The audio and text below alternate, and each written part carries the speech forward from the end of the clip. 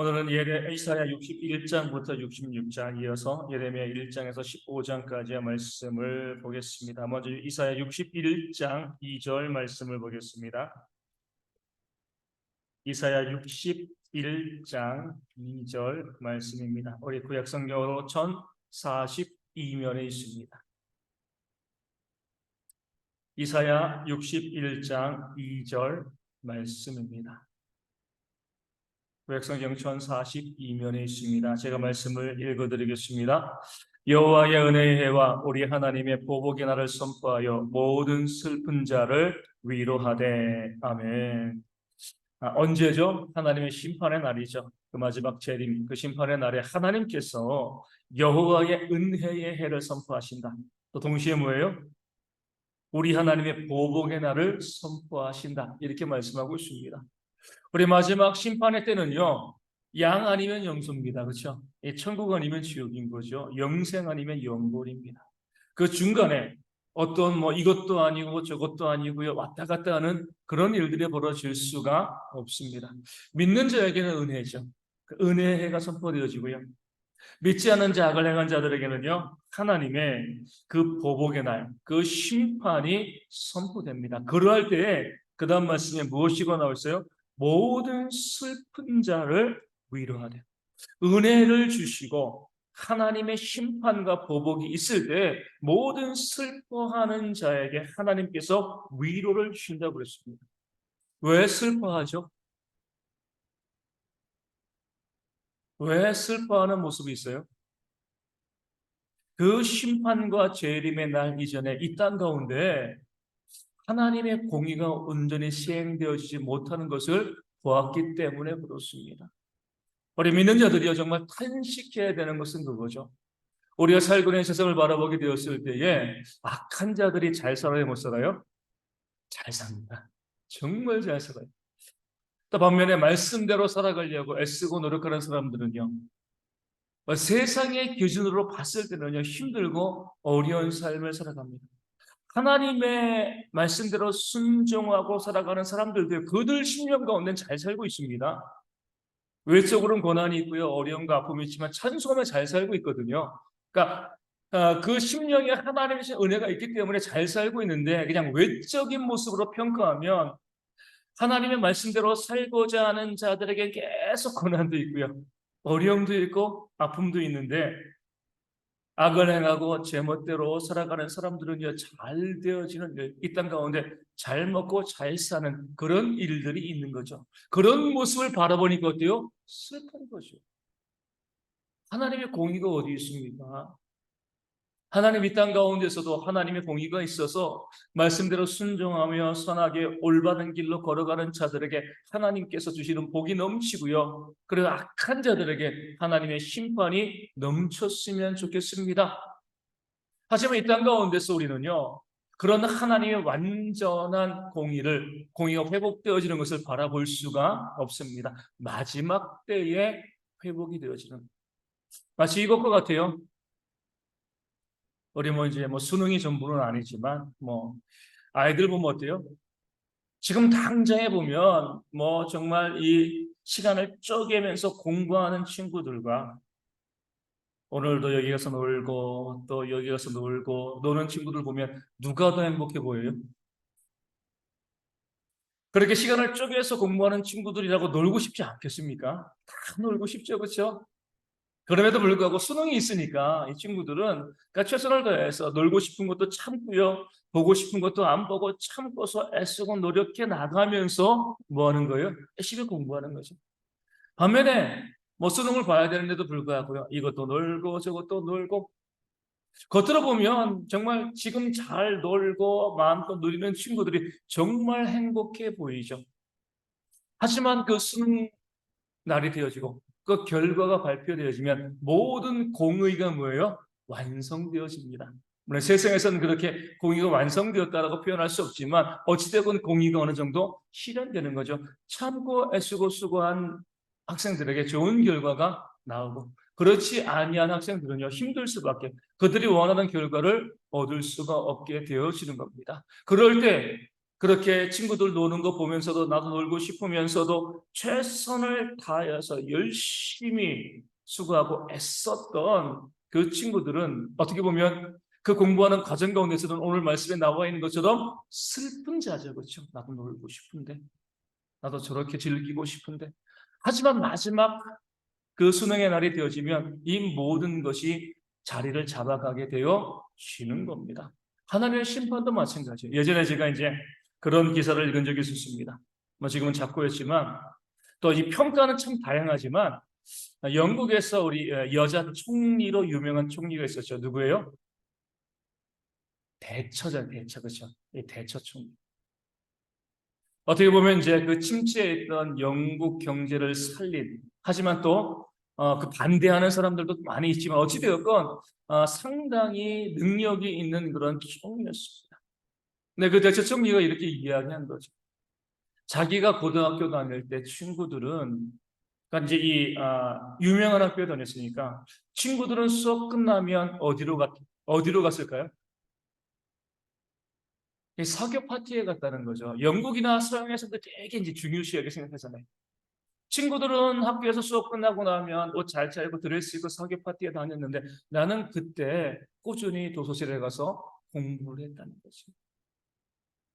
그럴 때 어떻게 됐건 한 나라의 총리가 되어지고 그 나라를 살리는 그런 사람이 되어진 거죠. 그러니까 공의가 어떻게 보면 실현되었다라고 볼 수가 있는 겁니다. 우리도 마찬가지예요.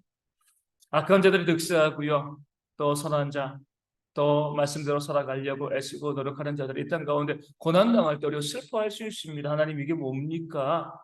하지만 마지막 때가 되어지면 하나님의 그 은혜의 날, 또 보복의 날이 되어지면 모든 것들이 공의롭게 해결되어지기 때문에 그 슬퍼하는 자들에게 뭐요? 위로가 주어지게 되어 집니다. 우리는 그 날을 바라보며 살아가요. 이 땅 가운데 우리가 믿는 자로서 왜 손해봐야 되고요? 왜 우리가 원수를 사랑해야 되고 왜 우리가 우리 가정에서 나눠주는 그런 삶을 살아야 됩니까? 그 이유는 단하죠. 마지막 하나님의 심판의 날이 있기 때문에 우리가 하늘의 부활을 쌓기 위해서 우리가 영원히 살 그 나라가 있기 때문에 이 땅 가운데 남들은 하지 않는, 남들은 자기 삶을 살아가고 누리고 즐기는 그런 삶을 살아가지만 우리 믿는 사람들은요 기꺼이 헌신하고 수고하는 그런 삶을 살아가는 겁니다. 그런 모습들이, 그런 지혜들이 우리 모든 성도들 가운데 있기를 소망합니다. 다시 말씀드리지만 우리 이제 우리 어르신들 보면 인생이 너무나 짧잖아요, 그렇죠? 우리 김옥호 원사님 지나간 세월이 너무나 짧죠. 앞으로 지금 이 살아온 날만큼 산다고 해도 어때요? 금방 지나갈 거예요, 그렇죠? 예. 그렇게 살아온 날만큼 살아가면 엄청난 나이가 되어지는 건데 그것도 지금까지 살아온 시간들이 금방 지나간 것처럼 또 앞으로 살아올 날도 금방 지나가게 되어 지는 겁니다. 오늘은 이제 우리 뉴욕교회 장로님이 교회 오셔가지고 잠깐 이야기하면서 그 장로님이 그러시더라고요. 뉴욕교회도 이제 곧 50년이 돼간다고. 그거밖에 안 됐어요? 70 몇 년도죠? 78년도? 저보다 나이가 어린 거잖아요, 그렇죠? 예. 야, 나도 금방 나이를 정말 많이 먹었구나. 정말 금방 시간이 지나가는. 짧은 생을 우리가 살아갑니다. 그리고 우리의 진짜 삶은 어디에서요? 영생에서 주어져요. 영원하니까요. 지금 우리 인생이 80, 100 돼도요, 영생에 비하면은요, 2박 3일, 3박 4일 지나지 않습니다. 자주 말씀드리지만, 우리가 이 땅에서 많은 사람들이 이야기하는 것처럼 이 땅을 우리가 잠시 뭐예요? 여행 왔다라고 생각하는 거죠. 그렇죠? 우리 해외여행 가잖아요. 또 국내 여행도 가고. 우리 여행 가면 3박 4일, 4박 5일 그렇게 머무릅니다.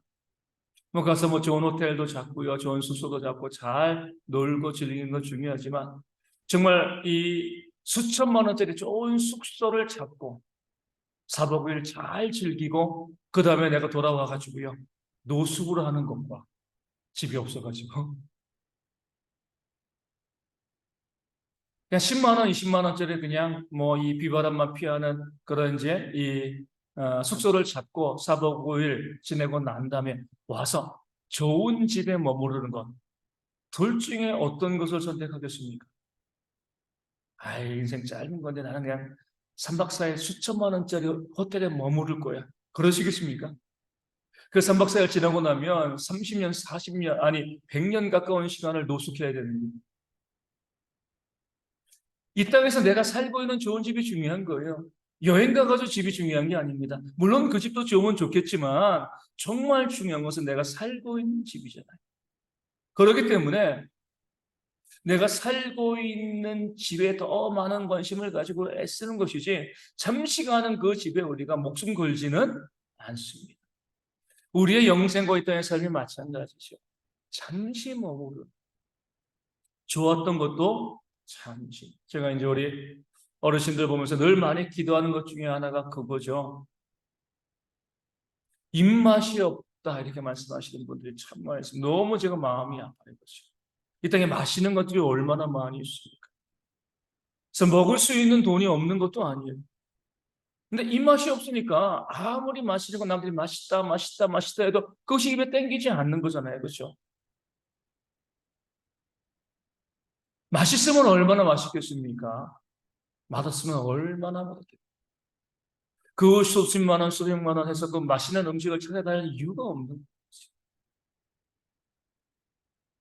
이 땅 가운데 우리가 정말 살 수 있는 집도 작은 집이면 충분하고요. 내가 삼시세끼 먹을 수 있는 양식, 맛있게 먹을 수 있는 그런 모습이 있으면 중요하고, 내가 또 어디 나갈 때 입을 수 있는 옷이 있으면 되는 거거든요. 또 내가 내 삶을 마감하는 날까지 걸어서 움직일 수 있는 그런 건강이 있으면 더 감사한 일이고요.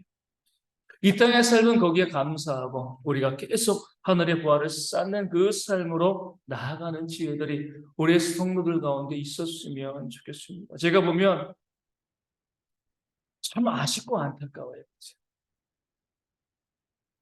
이 세상의 삶에 대해서는 우리가 정말 너무나 많은 것을 쏟아 붓습니다. 아까워하지. 내일 새벽기도 그런 말씀을 좀 드리겠지만 우리가 자주 말씀드리잖아요. 뭐 드라마 보는데, 영화 보는데, 스포츠 경기 보는데 어때요? 거기에 시간을 쏟아붓는 건 우리가 아까워하지 않습니다. 하지만 기도하고 말씀을 보는데,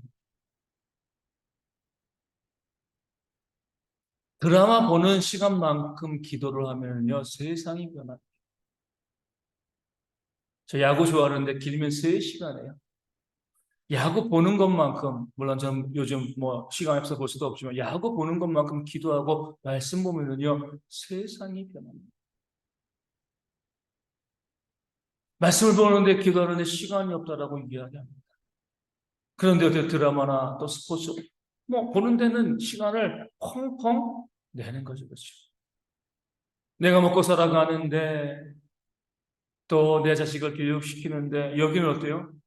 내 돈이 아깝지 않잖아요. 그렇죠?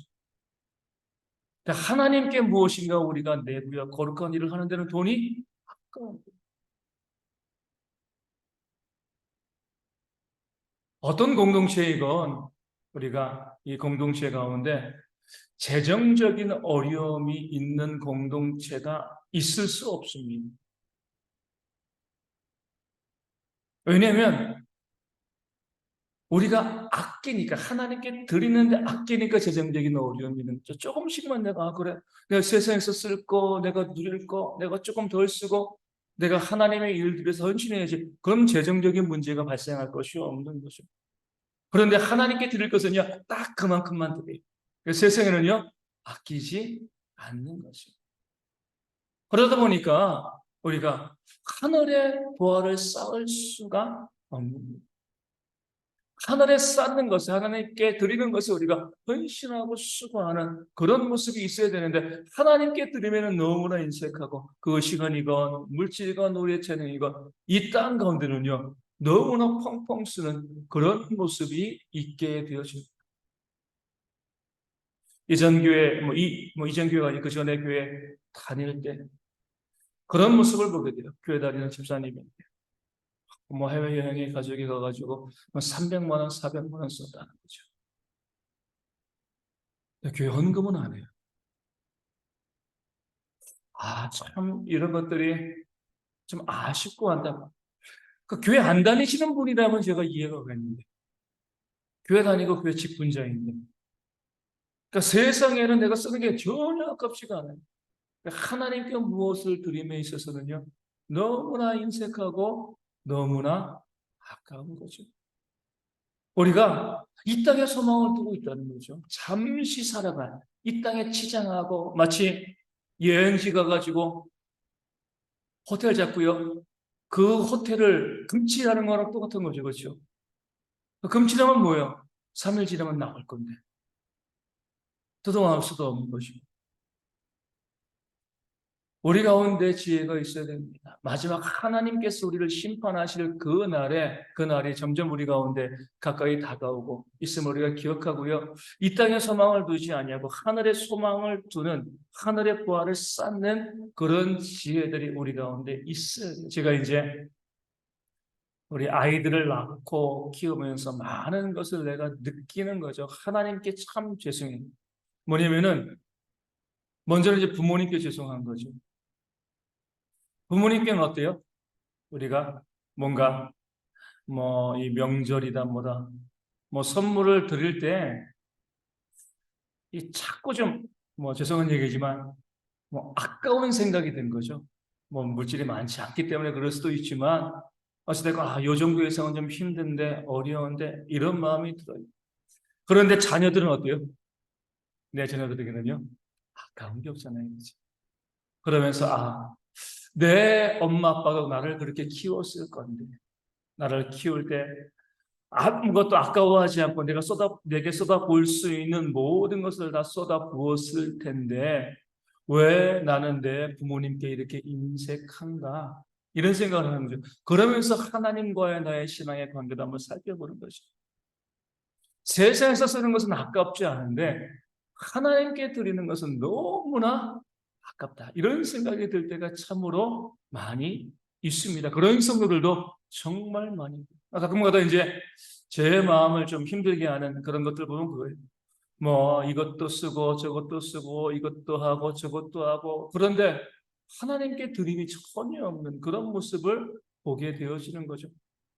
그럼 우리가 정말 하나님을 믿는 자인가, 영생을 소망하는 자인가 생각해 보게 되어지거든요. 그래서 우리가 정말 구원받은 자이고 영생을 소망한다고 하면, 심판을 바라본다고 하면 이 땅이 아니라 하늘의 보화를 쌓는, 그것이 물질이 아니라도 시간이라도 우리의 재능과 은사 모든 것들 하나님을 위해서 온전히 헌신하고 수고하는 그런 모습들이 우리 가운데 있어야지 우리가 정말 구원을 바라보고 영생을 바라보는 그런 성도가 되어질 줄로 믿습니다.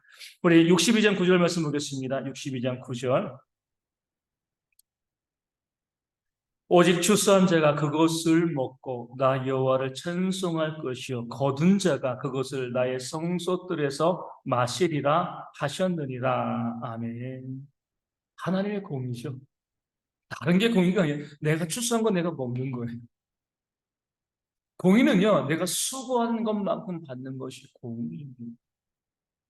내가 애쓰고 수고한 것만큼 받는 것, 이것이 이제 공의가 되어지는 거죠.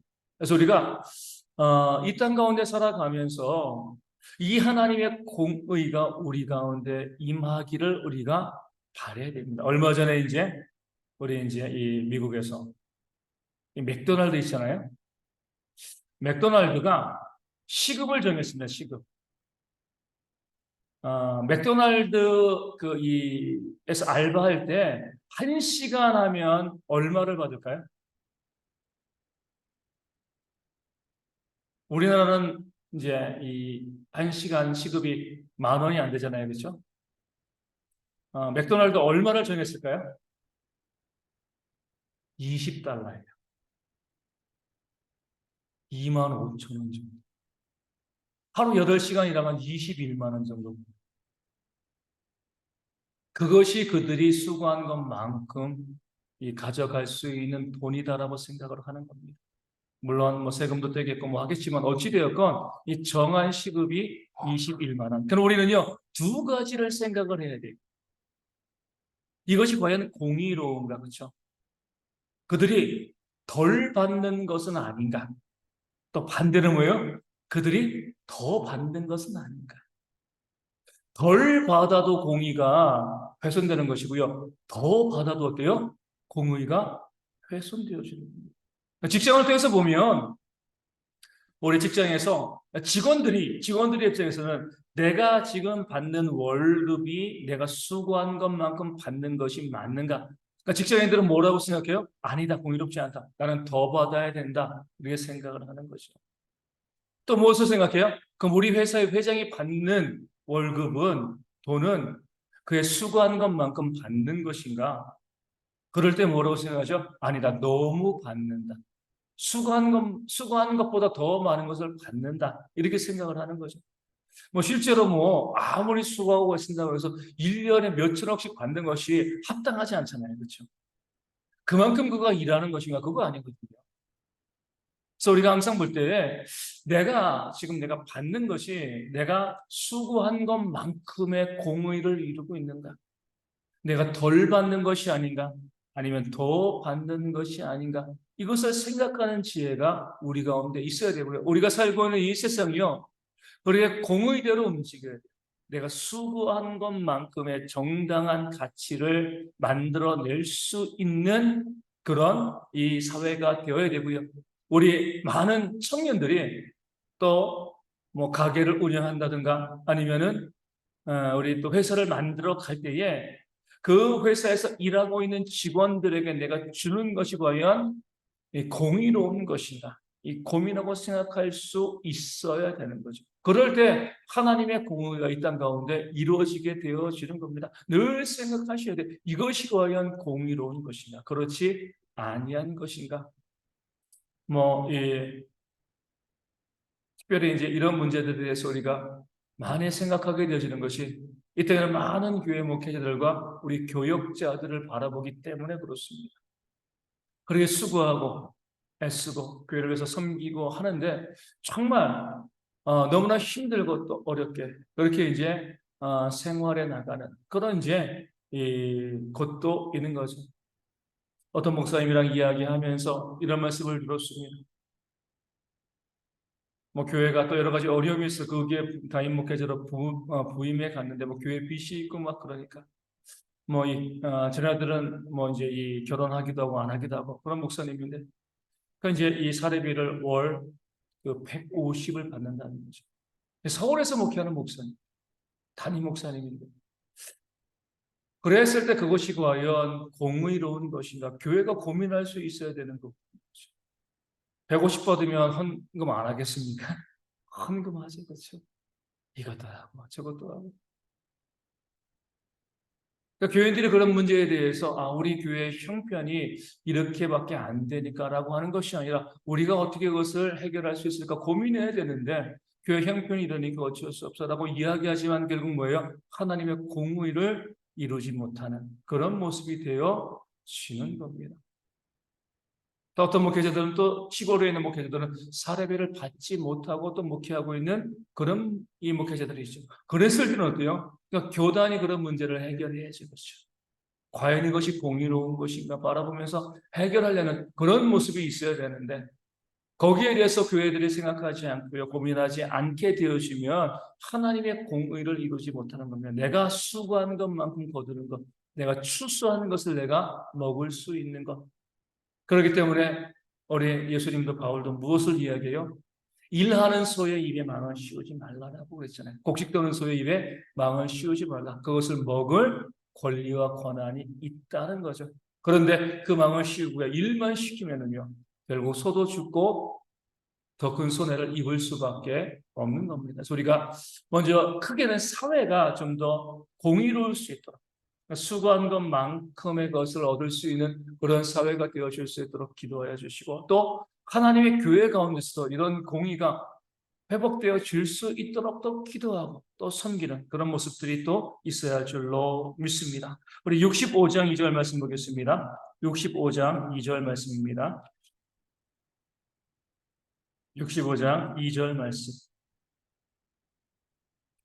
내가 종의 손을 떼서 자기 생각을 따라 옳지 않은 길을 걸어가는 패역한 백성들을 불렀나니. 아멘. 패역한 백성이에요. 누가 패역한 백성이에요? 옳지 않은 길을 걸어가니까 어때요? 패역한 백성이죠. 그럼 옳지 않은 길을 걸어가는 것이 무엇입니까?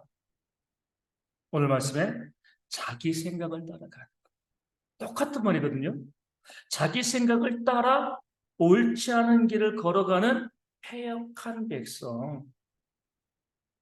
내 생각을 따라가고 내 생각을 주장하고요. 내 생각을 고집하는 그런 모습이 있을 때 뭐예요? 이것이 패역한 것입니다. 옳지 않은 길을 걸어가는 것입니다.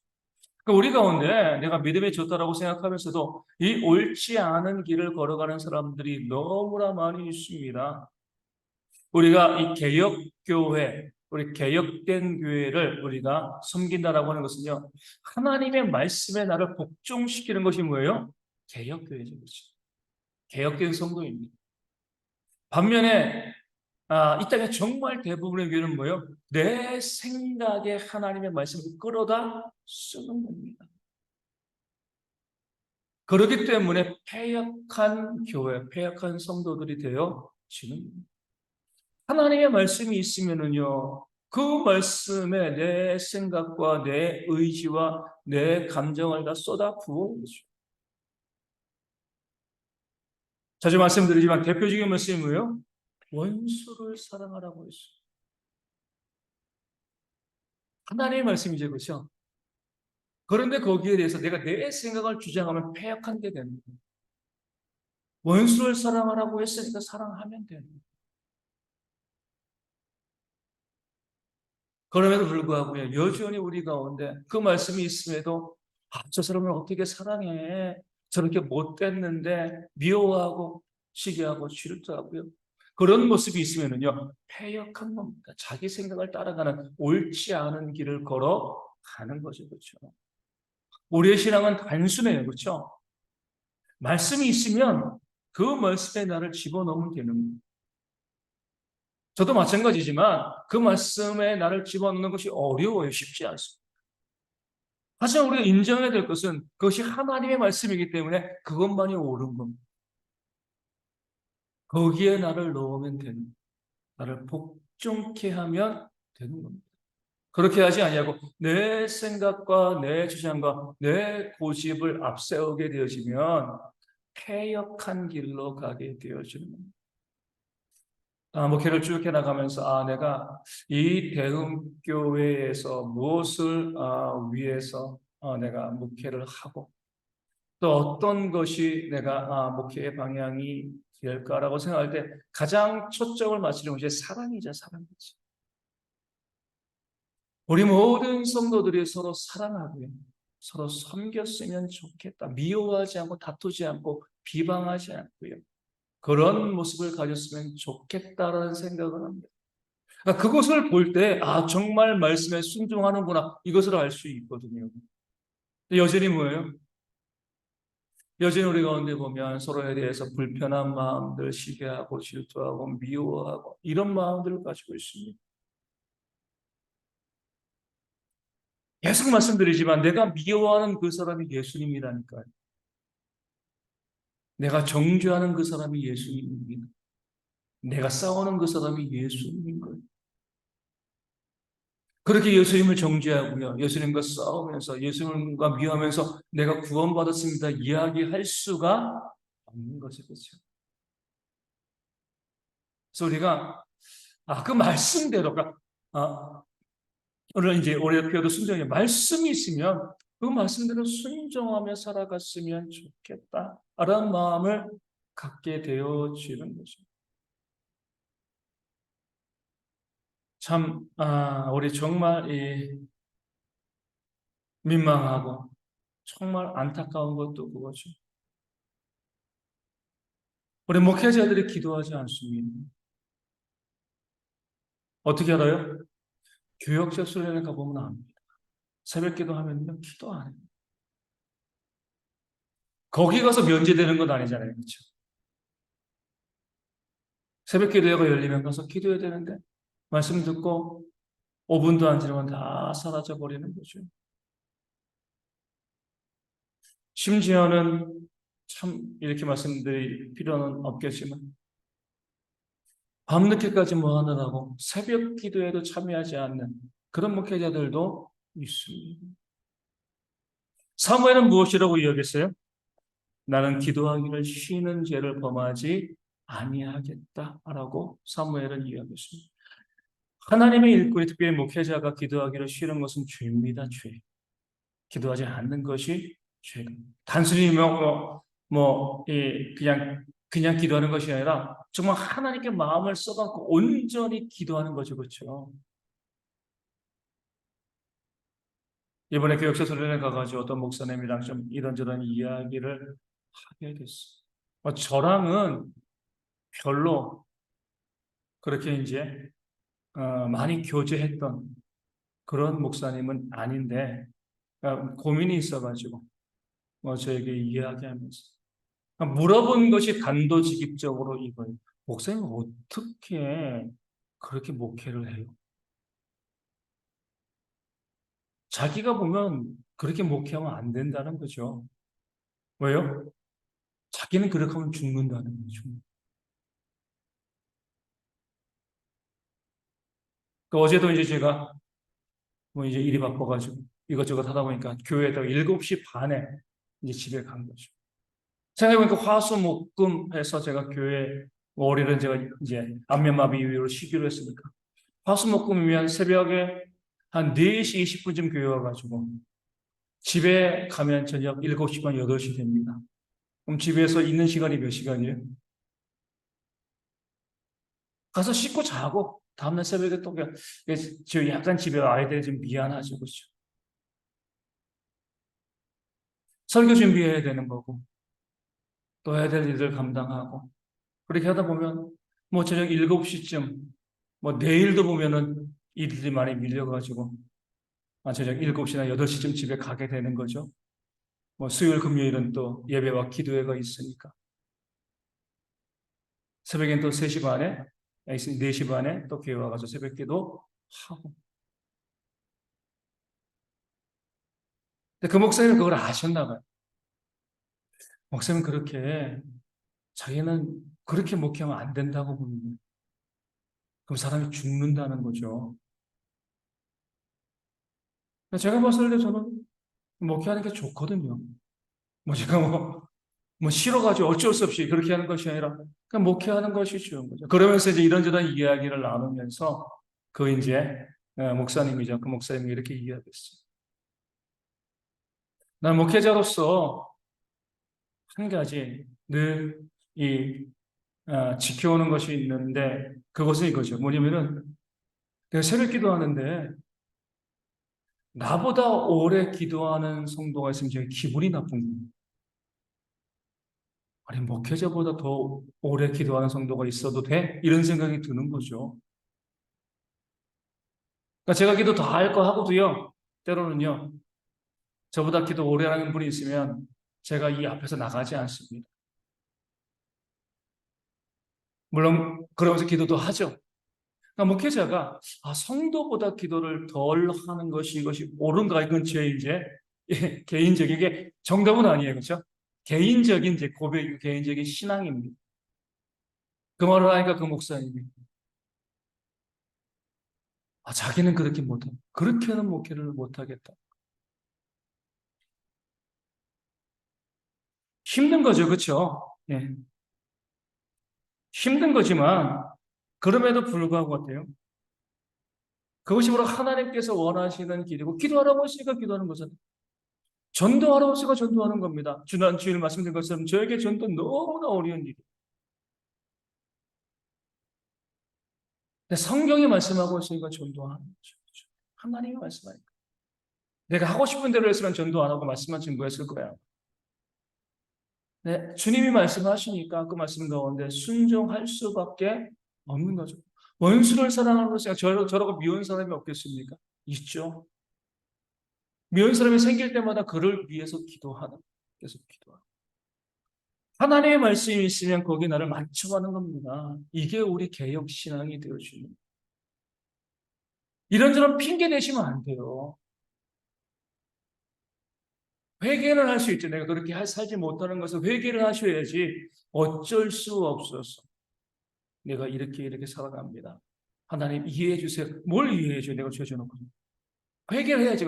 회개의 문제지 이해를 구하고 핑계를 대는 문제는 아닌 거죠. 그렇죠? 내 생각을 따라가는 것이요. 하나님께 패역한 겁니다. 그냥 말씀이 그렇다라고 하면 그 말씀에 내가 맞춰가기 위해서 애쓰고 노력하는 그런 모습이 있어야지 이것이 진짜 신앙이 되어지는 겁니다. 65장 5절 말씀 보겠습니다. 65장 5절.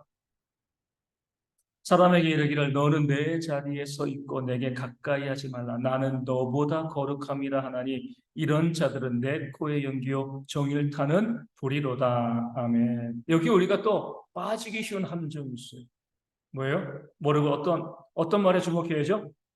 나는 너보다. 상대적인 신앙인 거죠. 그렇죠? 나는 너보다 나니까. 나는 너보다 더 기도 많이 하니까. 나는 너보다 더 많이 헌신하니까. 나는 너보다 더 많이 예배에 참여하니까. 그러니까 다른 사람과 나를 비교해서 내 신앙이 잘 되고 있어 문제없어 착각에 빠지는 그런 모습이 있게 되어지는 거죠. 많은 사람들이 그래요. 남을 비난하고 정죄합니다. 나는 쟤보다 나아. 야, 하나님 믿는 사람 왜 저래? 성도들이 저러면 되겠어? 나는 그렇지 않은데. 나 자꾸 비교하면 신앙생활 하는 거죠. 물론 우리 비교해야 돼요. 누구랑 비교해야 돼요? 예수님과 비교해요. 우리의 유일한 비교의 대상은 예수님이 되어지는 겁니다. 다른 사람과 비교하는 건 아니에요. 그렇게 되어지면 교만해지게 되고요. 정죄하고 비난할 수밖에 없습니다. 다른 사람의 눈에 계속 티가 보이는 거죠. 내 신앙의 유일한 기준점은 예수님이시고 예수님처럼 살아가려고 애쓰고 노력하고 이런 모습을 가지고 있어야지. 다른 사람과 비교해서 내가 저 사람보다 나니까 나는 문제없어. 그럼 점점 신앙이요 잘못된 길로 갈 수밖에 없습니다. 나는 예수님처럼 살아가고 있는가? 나는 예수님처럼 기도하고 있는가? 예수님처럼 전도하고 있는가? 예수님처럼 사랑하고 있는가? 예수님처럼 그 제자들의 발을 씻겨주고 있는가? 복음서가 주어진 이유는 우리 가운데 이렇게 살라는 거예요. 예수님이 그렇게 살았어 이것이 아니라 우리가 예수님을 닮아가는 자들이기 때문에 예수님이 이렇게 살았으니까 우리 어때요? 그 삶을 한번 본받아 보자. 그러니까 복음서가 우리 가운데 예수님의 모습을 보여주는 이유가 거기 있습니다. 그 모습을 닮아가고 그 예수님을 나의 인생의 기준점으로 삼는 거죠. 그런 신앙이 우리 가운데 있어야 할 줄로 믿습니다. 우리 66장 2절 보겠습니다. 나 여호와가 말하노라 내 손이 이 모든 것을 지었으므로 그들이 생겼느니라. 무릇 마음이 가난하고 심령에 통회하며 내 말을 듣고 떠는 자 그 사람은 내가 돌보려니와. 누구를 돌봐요? 마음이 가난한 자. 똑같이 봅니다. 마음이 가난한 자가 어떤 사람이요? 심령에 통회하는 사람인 거죠. 심령에 통회하는 사람이 어떤 사람이에요? 내 말을 듣고 떠는 자죠. 듣고 떠는 자예요. 내 말을 듣는 자가 아니라 그렇죠. 하나님의 말씀을 듣고 그 말씀 앞에 떠는 자가 마음이 가난한 자. 그러니까 심령이 가난한 자는 복이 있다고 그랬어요. 심령이 가난하다는 건 자기를 의지하지 않고요. 하나님을 의지한다는 겁니다. 그래서 심령에 통해하는 마음, 나는 이런 사람입니다. 라고 고백하는 자는요, 하나님의 말씀을 듣고 그 말씀 가운데 떨죠. 그렇죠. 하나님께서 이렇게 말씀하시고. 왜냐면은 하나님의 말씀은요, 항상 두 가지 측면이 있죠.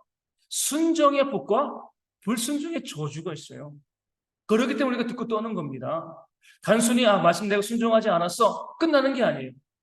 순종하지 않는 자에게 주어지는 하나님의 불순종의 화가 있습니다.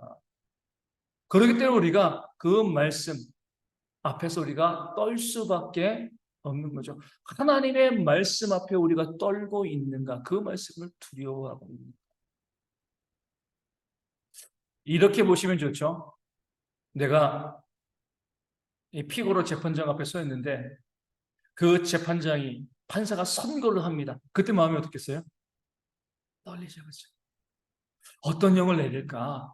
그 말 한마디가 실제적으로 나를 감옥에 집어넣고 그것이 5년이건 10년이건 심지어 사형까지 나를 구형할 수 있으니까 이제 선고할 수 있으니까 그 재판장이 말할 때 그 말 한마디 한마디를 들을 때 떨 수밖에 없습니다.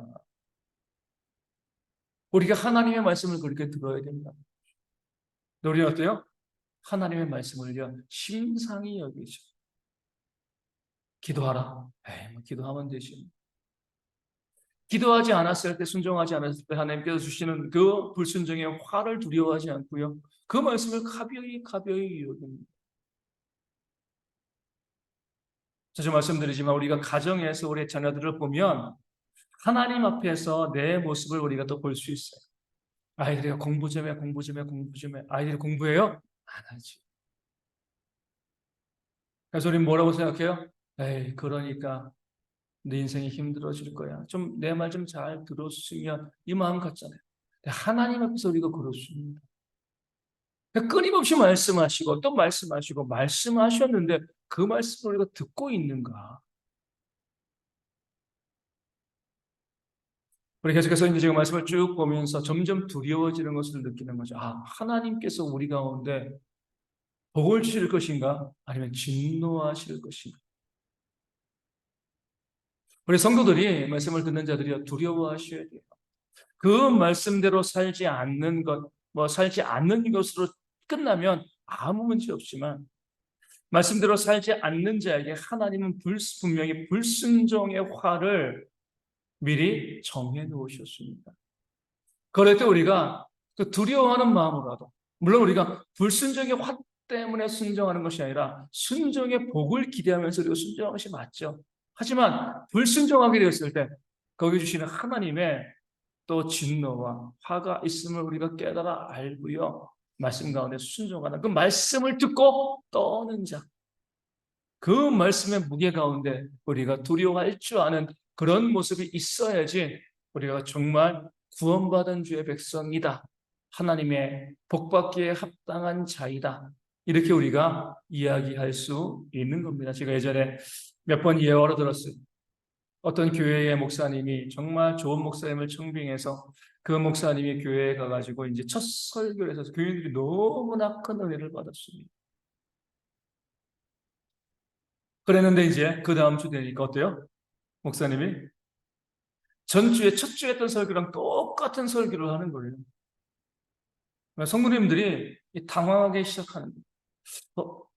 목사님이 깜빡하셨나? 두 번째 주 넘어갔습니다. 세 번째 주 되니까 또 똑같은 설교, 처음에 했던 설교를 똑같은 설교를 3주 연속 하시는 거죠. 장로님들이 화가 났어요. 목사님을 찾아가는 거죠. 아니 목사님 설교를 매주 똑같은 걸 하시면 어떡합니까? 설교 준비도 안 하십니까? 목사님께 따진 거죠. 목사님이 이렇게 말씀하신 거예요. 성도들이 말씀을 듣고 변하지 않는데 말씀대로 살지 않는데 그 성도들이 그 말씀대로 살 때까지는 내가 이 말씀을 준비할 겁니다. 저도 이제 목회를 벌써 22년째 목회를 하고 있어요. 그때보다 제가 이제 보고 또 느끼는 것은 이거죠. 아, 정말 말씀에 순종하지 않는다. 기도하라고도 해도 기도 안 하고, 말씀 보자고 해도 말씀 보지 않고, 뭐에게 힘쓰자고 해도 힘쓰지도 아니하고, 하나님께 헌신하자고 헌신하지도 아니하고. 예전에 제가 이제 정신에서 공부할 때 어떤 이제 그 규모가 있는 교회 목사님이 후배 목사님께 이렇게 말하는 것을 들었습니다. 절대로 성도들은 변하지 않아. 수십 년 목회하고 그 목사님의 탄식하는 고백이 되어지는 거죠. 너무 안타까웠어요. 그런 모습들이 우리 가운데 있다면 두려워하셔야 됩니다. 하나님의 진노가 되어 이미 우리 가운데 임하고 있기 때문에 그렇습니다. 말씀을 듣고요. 그 말씀 가운데 반응하지 않는 게 뭐예요? 하나님의 진노가 내 안에, 내 앞에 이미 이르렀다라는 그런 징조가 되어집니다. 오늘 말씀에 나온 것처럼 하나님의 말씀을 듣고 믿고 또는 두려워할 줄 아는 그런 모습들이 우리 가운데서 그 말씀의 순종함으로 나를 바꿔나가는 그런 신앙이 우리 모두 가운데 있기를 축원합니다.